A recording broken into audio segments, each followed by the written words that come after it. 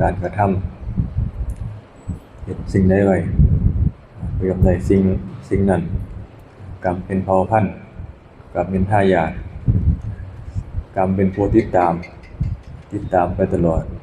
บ่มีใครหนีไปได้เรียกว่า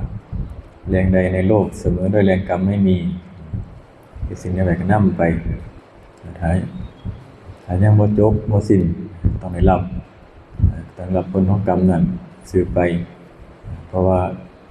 เกิดจากผลการกระทำเกิดจากการกระทำของเฮาทั้งนั้นบ่มีไผมาเฮ็ดให้กันได้สิ่งหลายๆอย่างเกิดจากการกระทำของเฮ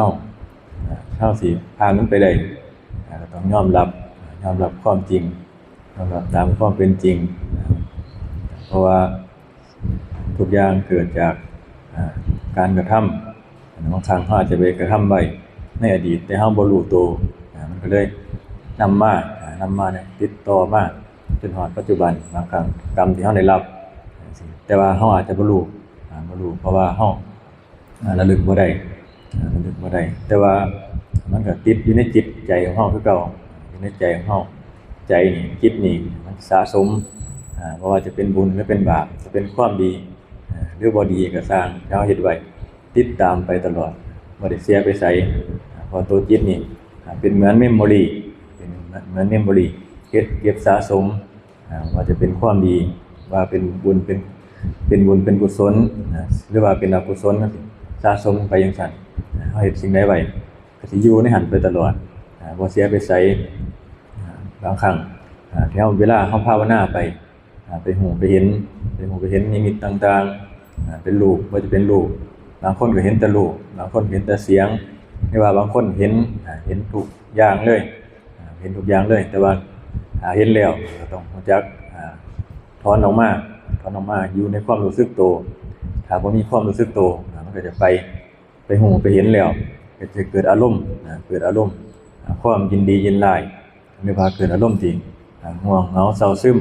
ในสิ่งที่เห็นบ่ได้มีความรู้สึกตัวถ้ามีความรู้สึกตัวเขาจะเห็นเรื่องราวต่างๆที่เฮาเคยเห็นมาว่าจะเป็นดีหรือบ่ดีก็สร้างมันก็เลยถ้าเฮามีความรู้สึกไปตามสิ่งที่เฮาเห็นน่ะก็สิเกิดเป็นอารมณ์ขึ้นมาเกิดเป็นอารมณ์ยินดีขึ้นมาถ้าเป็นสิ่งที่เฮาเห็นแล้วเฮาพอใจเกิดเป็นความยินดีถ้าไปเห็นแล้วในสิ่งที่บ่พอใจก็เป็นความยินร้ายเป็นความโกรธความเครื่องว่าสิ่งเหล่านี้ก็เฮ็ดให้เฮาถ้าเฮาเอาอารมณ์ไปอยู่นำสิ่งเหล่านั้นก็นำมาซึ่งความทุกข์เพราะจังว่าเห็นได้มีความรู้สึกตัวคือเวลามันเข้าไปเห็นหรือว่า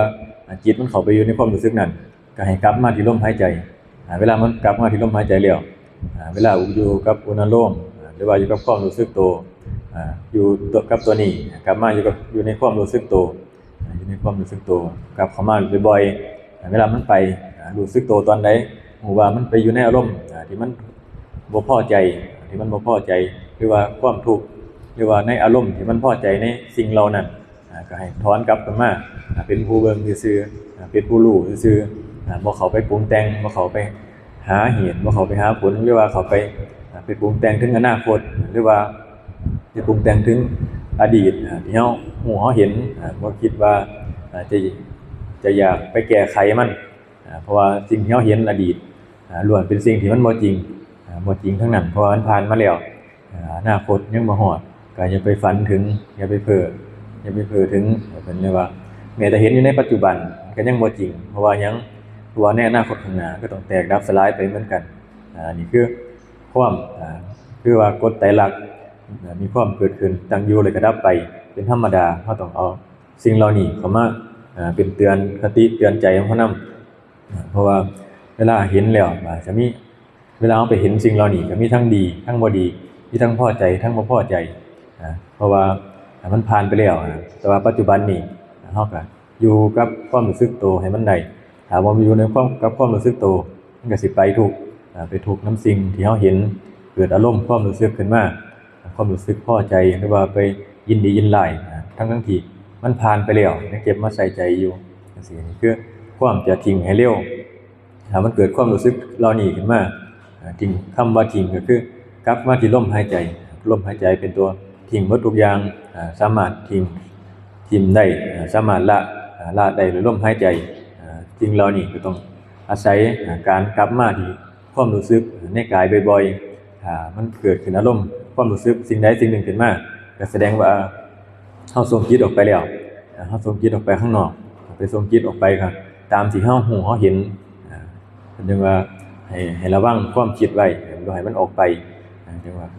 ระวังไว้ถ้าผู้เห็นผู้ฮู้บ่เห็นหลายๆสิบ่ว่าจะเป็น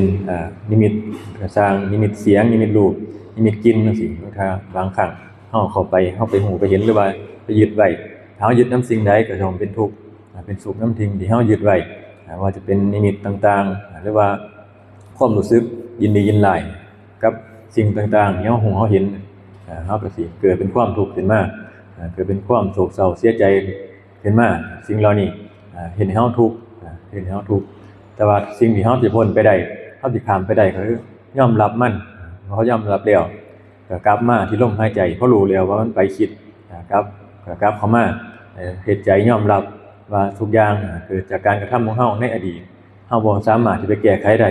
แต่ว่าปัจจุบันนี้เฮาแก้ไขได้โดยลมหายใจหรือว่าความรู้สึกตัวหรือว่า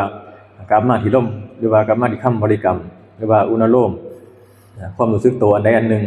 ที่อยู่ในกายเกิดจากอาการปิติแต่ว่าเริ่มต้นก็ต้องโดยลมหายใจ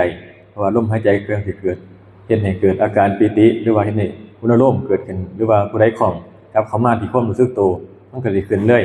อุณโลมก็สิขึ้นเลยหรือว่าความรู้สึกในกายนี่ก็สิเกิดขึ้นเลยเฮาก็สิบ่ไปทุกข์นำสิ่งเหล่านั้นเห็นทุกสิ่งทุกอย่างทั้งที่พอใจหรือบ่พอใจเฮาก็สิบ่มีอารมณ์ไปยินดีไปยินร้ายทั้งสิ่งเหล่านั้นก็สิบ่ทุกข์บ่เกิดความทุกข์แสดงว่าหมู่พระเฮาก็ระวังเด้อมีผู้ส่องอยู่ได้มีแต่ลำกล้องส่องไกลๆได้อยู่นี่หลวงพ่อเพิ่นส่งมาใช้ส่งคิดออกนอกแม่ใหญ่เฒ่าเราฮู้เด้เราแฮงเร็วตาดีตาเร็วให้ระวังไว้เราฮู้ตาเราดีกับตาเราเร็วเป็นสิ่งสำหรับผู้ที่เขาเจ้าฝึกมาก็แล้วแต่บุญบารมีที่เฮาเฮ็ดมาหรือว่าแล้วแต่เฮาฝึกมาสามารถเห็นได้เหมือนกันเป็นของเก่าแต่ว่าครูบาบ่เห็นนำดอกหลวงพ่อเพิ่นบ่ให้เห็นเพิ่นว่าเอาซ้ำนี่ล่ะอาศัยอยู่กับลมหายใจไปก็พออยู่กับความรู้สึกตัวไปก็พออยู่ซ้ำนี่ก็พ้นทุกข์ได้คือกันบ่จำเป็นต้องไปฮู้ไปเห็นหลายอยู่กับความรู้สึกตัวไปพยายามอยู่กับความรู้สึกบ่ให้ส่งจิตออกไปข้างนอกบ่ให้ส่งจิตออกไปข้างนอกซ้ำนี่มันก็บ่ทุกข์แล้วมันก็พ้นทุกข์ในปัจจุบันเฮาอยู่กับปัจจุบันได้ก็บ่มีอดีตบ่มีอนาคตก็พ้นทุกข์อยู่ก็สบายใจบ่ไปทุกข์นำสิ่งใดสิ่งหนึ่งเอาซ้ำนี่ล่ะ